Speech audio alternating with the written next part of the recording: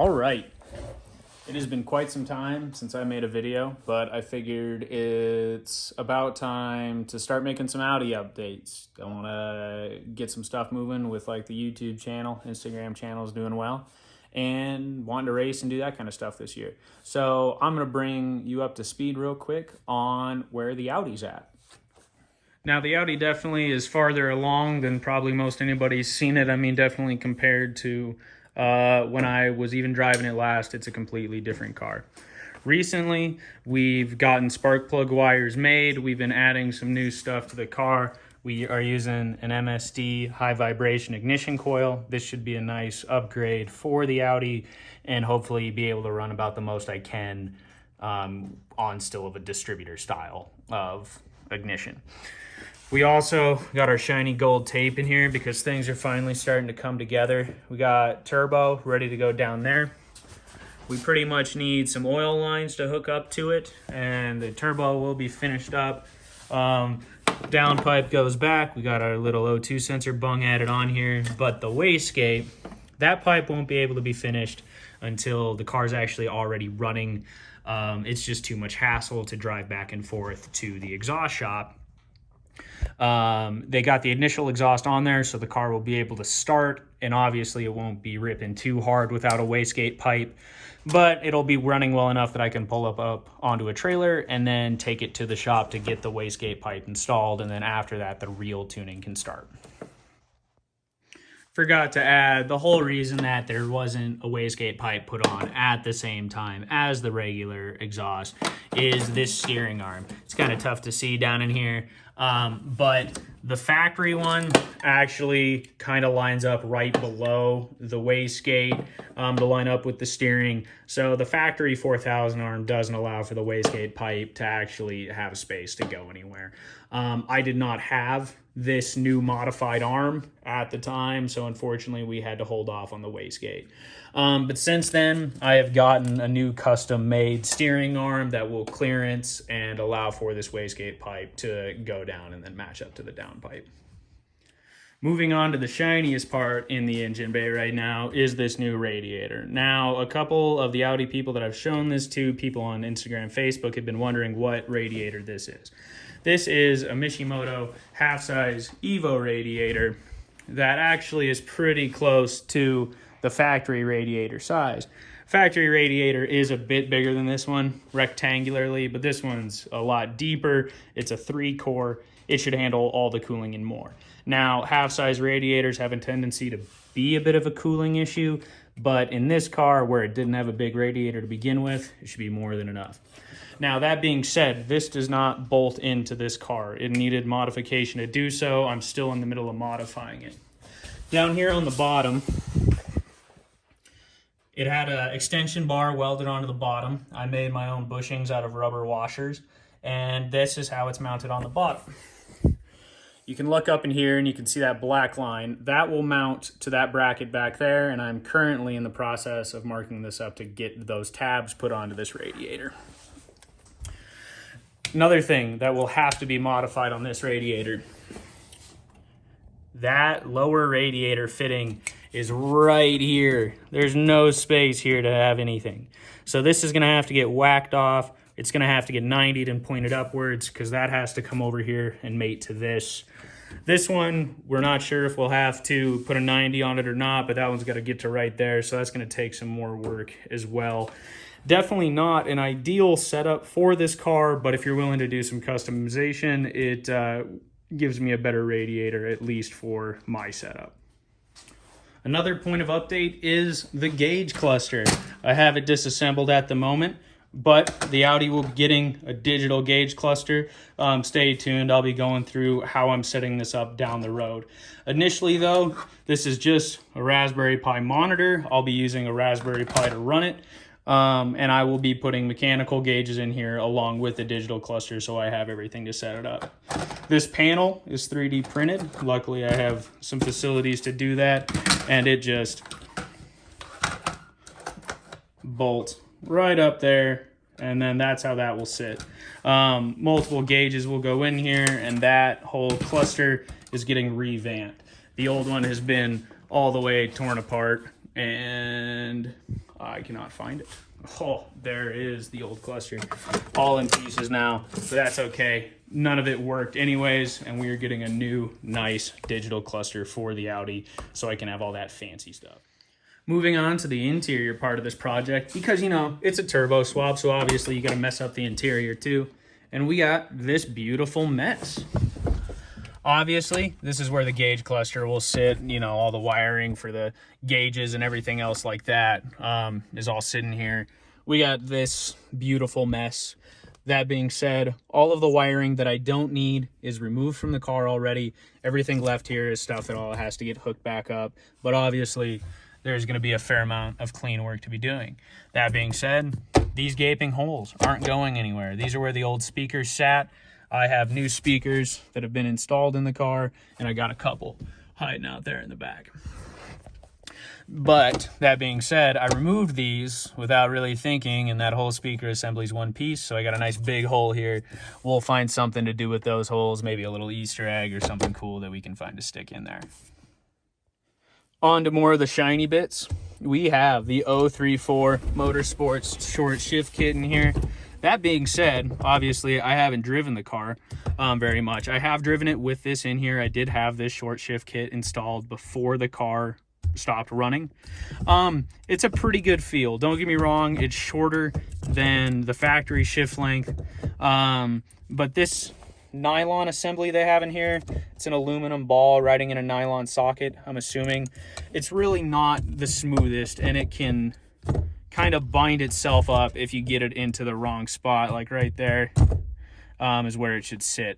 So I got to be honest, initial impressions on this thing really aren't the best. It looks good. I'm hoping I can modify something in here because it gets hung up on that lip down in there, and so not ideal, but hopefully there can be some messing around that fixes this. Also, this car used to have a lockout reverse. You were supposed to be able to push this down and then put it over and put it in reverse. Now, don't get me wrong, I haven't had that in the car since I've owned it anyways, but I had to go another step farther and fully remove it because 034 did not spec the inside of this right, or my shaft on my shifter is too big. This had to go on, get really tight, so this is not free moving in here like it should be. Overall, yes, it's a short shifter, but I got to be honest, 034 not the most seamless part that I've installed, and definitely needs some tweaking. For any of you that have known me, and you guys wouldn't know this if you haven't seen the car in person, none of the door handles worked on this car. This one worked when I got the car, and over time this one failed too. This door hand failed. Those two back door, or that back door handle never worked. Inside or outside, it never worked. That one was failed when I got it.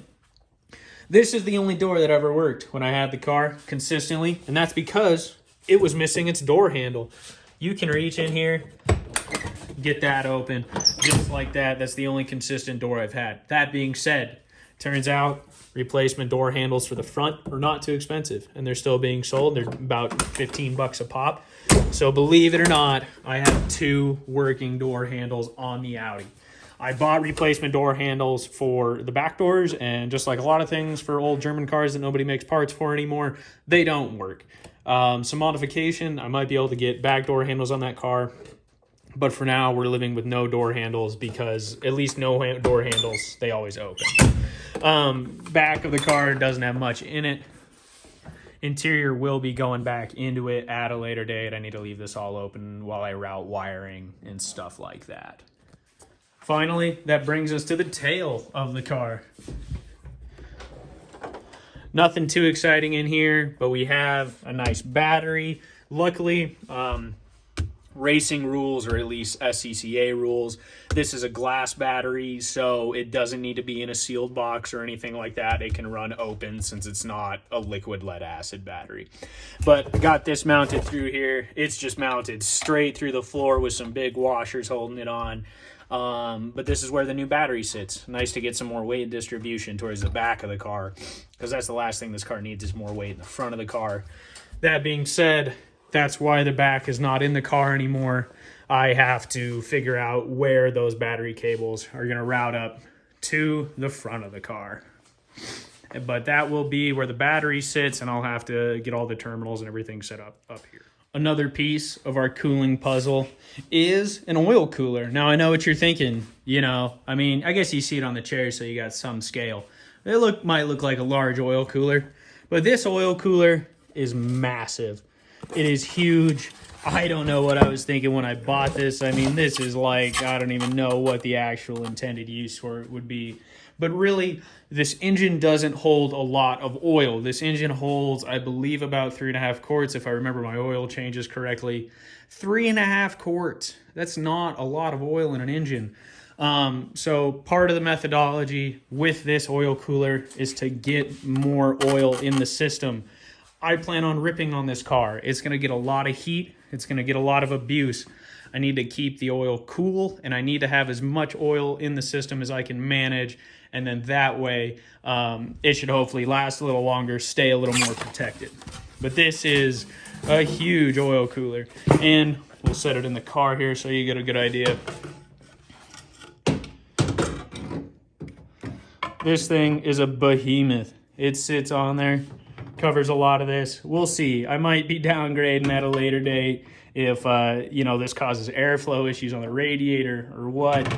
But good old Chinesium oil cooler off of Amazon. So it cost me like $60. And if I got to buy a different one, not the end of the world. Fun little side piece hiding in my pile of junk. This was definitely bought 100% preemptively, but we got ourselves a race car seat. I take the whole thing off, but I don't want to put it back on. It's an OMP WRCR racing seat. Not a very expensive seat. I actually found it for cheaper in Europe, so I ordered it that way and brought it down. But it's a good, nice fixed back bucket seat and should be really nice in the car. That being said, I bought this in March, and obviously the car is running and driving and I needed it. Also, in my pursuit of buying things too big, Mishimoto intercooler core. Now, normally you'd be like, oh yeah, bigger intercooler the better. That being said, this measures about 24 inches long. This place where it's going from here to here, that's only about 27 inches long. So you're like 3 inches. That doesn't sound too bad. But it's actually 1.5 inches on each side for me to make end caps and try to make this work. I don't know if I'm going to be able to utilize this thing to its fullest. This was another weird one. Amazon actually messed up on their pricing for a day. I paid about $45 for this intercooler core. So even though I got a hell of a deal on it on accident because Amazon messed up, this is kind of the same vein as the oil cooler. I kind of bought the biggest that I thought could fit. And we end up kind of pushing it. So I don't know if I'll be using it. Once again, $40 purchase. So if I got to throw it, or I'm not going to throw it away, but if I got to buy something else, it's really not the end of the world. I know I can sell this for at least what I paid for it. Now, I know what you're thinking though. You're like, man, that's a thick intercooler. It's a lot of C's on that intercooler. It's a big boy. You're like, Cody, how on earth is that going to fit right there? There's no space. Look how close that is. That's not even 1 inch. You look down there, there's even less space. I got this thing taking up room. Ugh. But that's where you're wrong, and you're going to see how I'm going to fit it. Because you're right, it would never, ever fit here unless somebody bought something totally unnecessary to make their car look cooler and also give them a lot more space in the front of their car.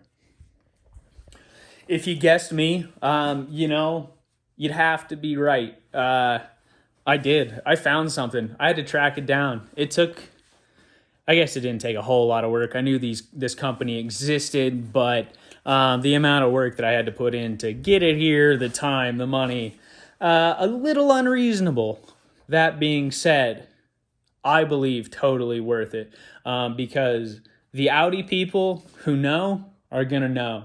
Those of you that don't, I'm going to educate you because I got what I believe is a super cool piece de resistance part that is going to look fantastic on the Audi. And not a lot of people in America with classic Audis are going to have something like this. If your guess for that part that I bought is a grill, which I would hope it would, because, you know, front of the car, make more space. The only thing, it could be a grill. And you are right, it is a grill.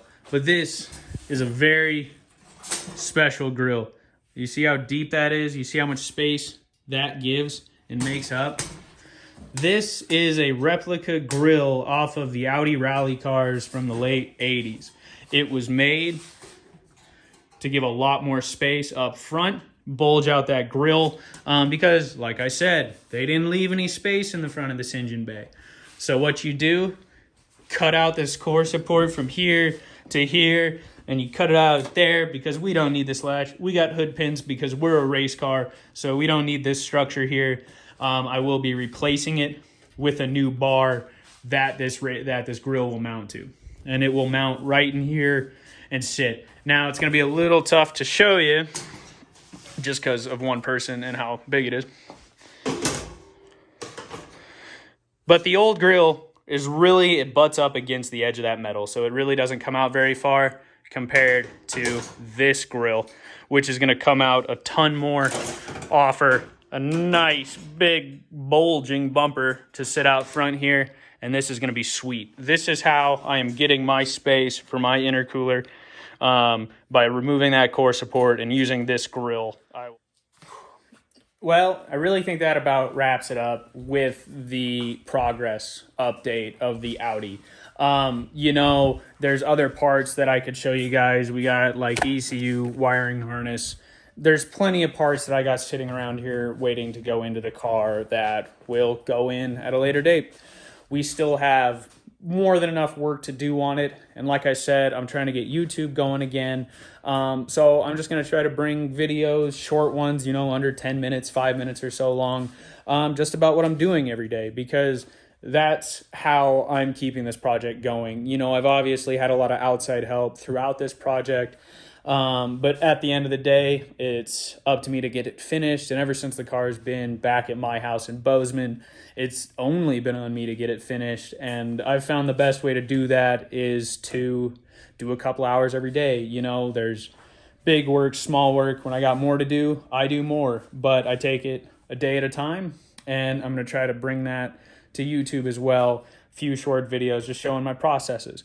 Now, obviously, we've made it a long ways, and I haven't done any updating or anything like that. I've been trying to stay on top of it with Instagram, but that's only been about the only place that I've been doing it. So I'm going to try to keep YouTube going and keep this project going as well. Really, right now, the focus is the radiator and the intercooler.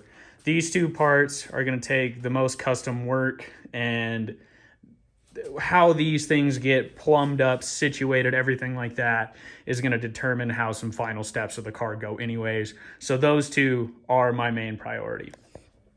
Like I said, I'm going to keep bringing videos, and we're going to keep doing this a day at a time. And hopefully come this fall, we are running, driving, and racing, and we're going to be doing it in the GuD-NuF fashion.